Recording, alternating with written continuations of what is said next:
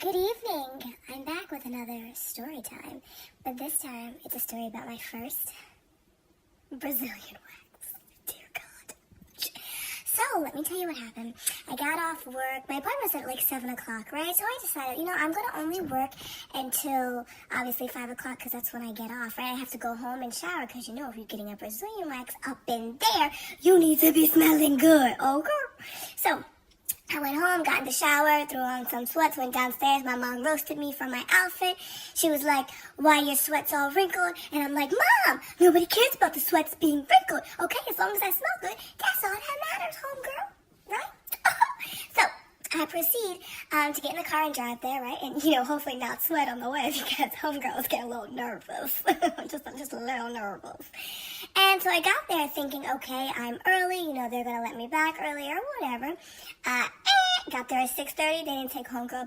So I got there at 6:30 expecting her to take me back, because I was a little early, so I was starting to sweat. So, you just want to make sure you had your legs spread while you were sitting there because it's like that nervous sweat that you do sometimes, like when, you're not even like hot or nothing, but you're nervous, so your body's like, well, we just gonna sweat, right? So I was hoping she took me back a little bit early, but since I was waiting, I just made sure I was getting air to that area. So she called me back at about 7:05, and I thought, when she brought me back into the room, that she was going to, excuse herself, allow me to get undressed, and, give me like a privacy gown or something so I didn't feel all exposed up in there, even though I was going to get, very much so exposed. She was going to get to know me very well that day.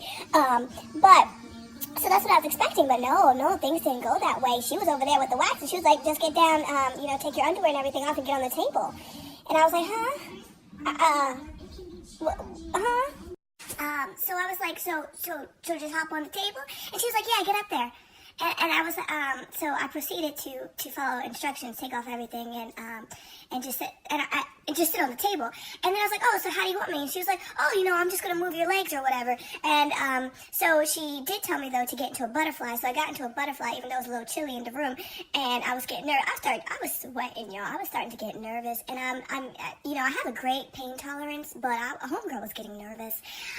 So, I guess I didn't spread my legs properly because homegirl, she just came in there. She's like, no, we're going to move this over here and this over there. And I was just like exposed. And I was like, oh, dear Jesus. So I asked her, I was like, Rebecca, you seem like a reasonable woman. I said, on a scale of 1 to 10, how bad is this going to hurt?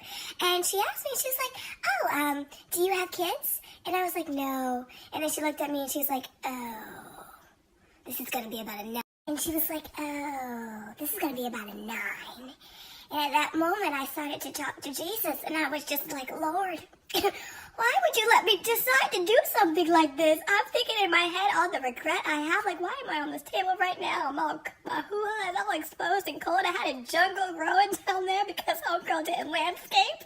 And I was like, why did I choose to do this? Like, God, why did I listen? Okay, so nervous and all, she puts the first strip of wax down, and she removes that, and I'm like, oh, to my surprise, I'm like, okay, that's not bad. That's not bad. I said to her, I was like, that's not bad. And she was like, that's not the bad part. And I was like, oh, Jesus. So the next part, I felt, she was getting all the hairs, y'all. She was just, she made it really thick and just plastered that on from top to bottom. So if you can imagine what areas I'm talking about, okay, top to bottom, girl, okay? So no parts of me was safe, right? So she put it on from top to bottom, right? Lets that dry a bit. We're having good dialogue. I'm thinking, all right, God, we can do this. You're with me. I can do all things through Christ who strengthens me. So I'm quoting the word of God, y'all. I'm like, oh. And then, girl, she proceeds to rip.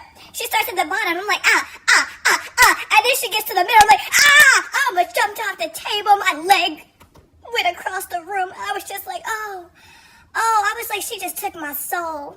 Y'all, she took my soul with her with that wax. And I was just like, why did I choose this life? Like, my soul was going. Like, I was dead. I couldn't breathe, homegirl. Oh, it was bad. It was bad. And then she proceeded to do the same thing on the other side. It was hard for me to spread my legs. She was like, nope, spread it. And I was like, yeah, nope. I'm trying to keep it closed like the Lord says. Keep the legs closed because I ain't married, right? So I was just ready to go. Like, why am I doing? So after the battle with my leg, obviously she won, because I was like, you know, Paris, we ain't gonna punk out. We made it this far. You ready to go? You just can't go out here with like, you know, half a vag done. Okay, it's just not gonna happen. You're gonna have to just suck it up and do it. Okay, we're going all the way, right? So she did the same thing on the other side, and my heart is beating, y'all. It's beating like out of my chest. I'm just like, oh. Like, I know what to expect, but I'm just not ready. I'm not ready for it yet. So then she proceeds to start because she didn't care. You know why? You know why she didn't care? She said, girl, I get 15 minutes to do this, so the hair just has to go. So there was no time for Paris to breathe. There was no time to breathe because she was like, it's got to go. I got 15 minutes, girl. We ain't taking all day doing this. We getting that hair eliminated. All right? So she proceeds to start again. The same thing happens, like, and then she got to that spot again, that same spot. And I nearly jumped off the table and tried to hold my crotch because I was like, this hurts. And this hurts so bad. And I know real thugs don't cry, but this was hurting real bad. And again, I started to proceed and think about the choices that I made and why would I do this to myself. And, you know, Rebecca's talking me through it and stuff, and I said some words I wasn't proud of that I'm not going to repeat, okay, because it didn't sound very much so like a Christ follower because it was hurting. And so she ripped it off, and I remember just grabbing my crotch, and I was like, oh. But then she had to move my hand because Rebecca only had 15 minutes, and Rebecca was like, we not doing this. I got 15 minutes, and I got to get out here with somebody else, right? And then she kept putting powder on me because I was sweating, and then the wax went out here because homegirl was sweating because I was nervous, and then she had whitening all over her and powder all over her. It was a mess. So then once that part was done, though, you know, the really tender parts, but once the tender spots were done, and, you know, then she had to, you know, move to the lower landscape, okay, you know, the Florida parts of, I guess if you could think what's lower than your Netherlands parts.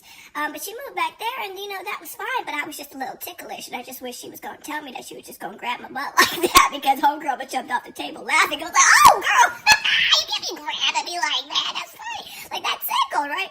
So then she had me hold my booty up in the air. So I'm holding it, but then she's like, higher, higher, higher. I'm like, dang, Rebecca, what you need me to get higher for? Because she's like, I need to get all up in there to get that hair. So I had to hold it higher, and I was like, why do I gotta hold it higher, Rebecca? Why are you talking to me like this? I'm starting to get scared.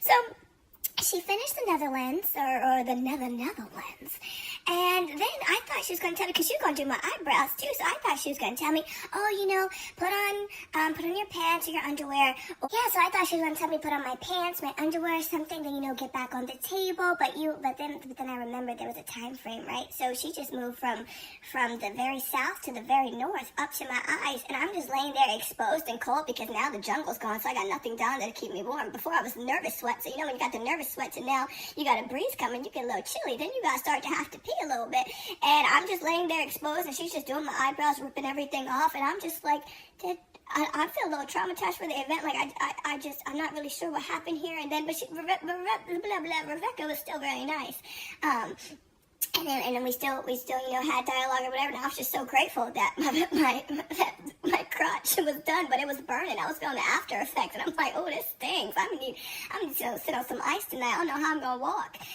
So then I proceed to put my clothes on after that, and, you know, I'm done, and I pay, and I get my tip, and then I walk out, and I'm just like, I need to sit on the ice pack. When I went to go sit in my car, I'm like, oh, this is uncomfortable. I'm burning. So, guys, after that, then I got in the car and proceeded to call my grandmother, who had 4 kids, and I told her what I had just done, and she thought I was nuts and insane, because she was like, it hurts when I take eyebrow hair off my eyes. Or, not my eyes, off my eyebrows. She's like, let alone off my vagina. What's wrong with you, girl? And she had 4 kids, and I had none, and maybe I should have called and talked to her first, and maybe got a little wisdom there, but I didn't. So, she thought I was crazy, and she laughed hysterically, and then I proceeded to drive home, and as I'm waddling up the driveway, my mom is proceeding to exit the garage, and she looks at me waddling, and she cracks up hysterically, because she's like, I told you not to do it, and she laughs, because she thinks this is the funniest thing in the world. She's like, what'd you do it for? You need to do it for. Nobody looking down there? Girl, it's not for nobody else, it's for me. But I don't even know why I did it at that point, because I was like, this was stupid and foolish. Why couldn't you just have shaved, girl? You still burning, right? So I proceeded to go in the house and eat my salad and put my frozen agave lemonade on my nether parts while I ate my salad. So, and that was the story of my first Brazilian wax. And guys, I'm gonna tell you something. My skin was so sensitive for up to like the next 2 weeks, and then that crap was back. I'm like, I just got rid of you thinking that you only be gone for at least 6 to 8 weeks. But I guess the way my hair grows, it was like, girl, we was away taking a little break. We back. So you went through all of that for nothing. So, yeah, and then, when you go to pee, nobody tells you that, your pee's going everywhere, so now you gotta squat even closer to the seat, right? And as you're closer to the seat, though, in public, that's nasty, so I'm praying I don't get crabs, because, my leg is kind of touching the seat. I'm like, Lord, please don't let me get no crabs, because when I pee, like, if I pee too far up, then I'm gonna pee on myself, it's gonna get in my pants, but if my leg don't touch, then it's not gonna go in the toilet, and I'm gonna get crabs. So I was like, please, Jesus, don't let me get no crabs. But, yeah, guys, so that was my story and my first and last Brazilian wax. I mean, I probably won't ever do that again. Maybe never.